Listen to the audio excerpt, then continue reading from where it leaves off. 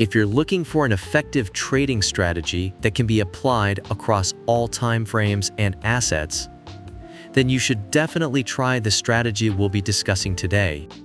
In this tutorial, we will focus on trading gold using the 1-hour time frame.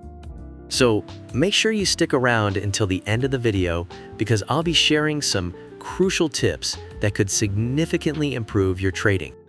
And if you enjoy this content, don't forget to support us by liking and subscribing to the channel.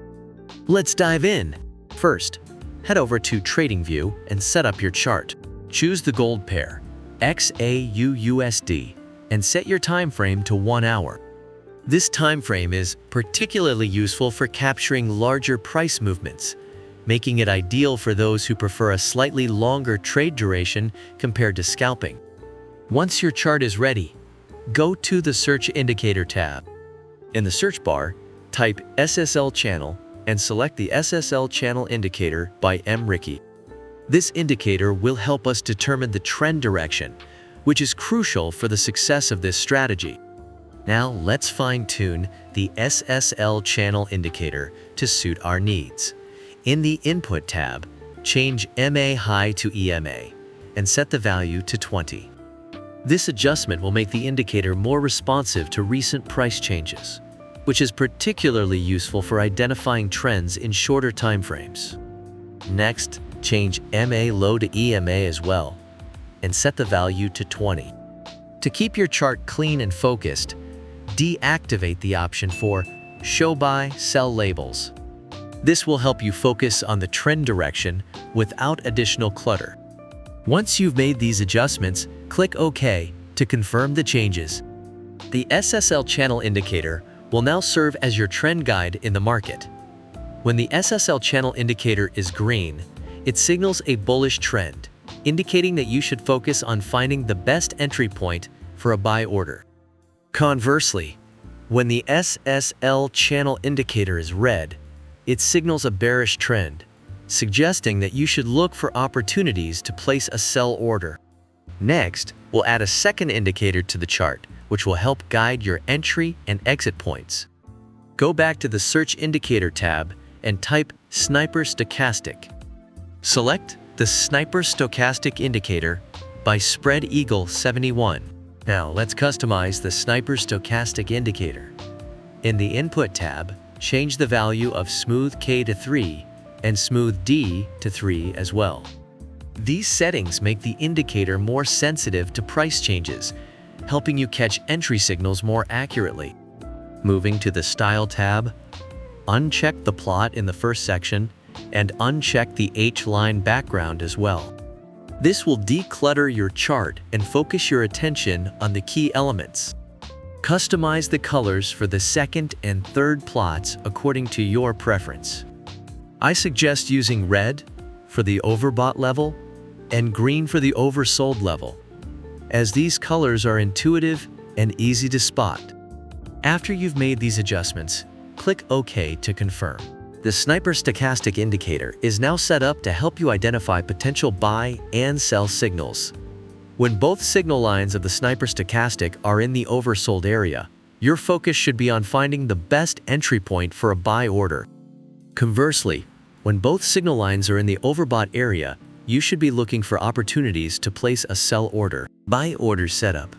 Start by examining the Sniper Stochastic Indicator.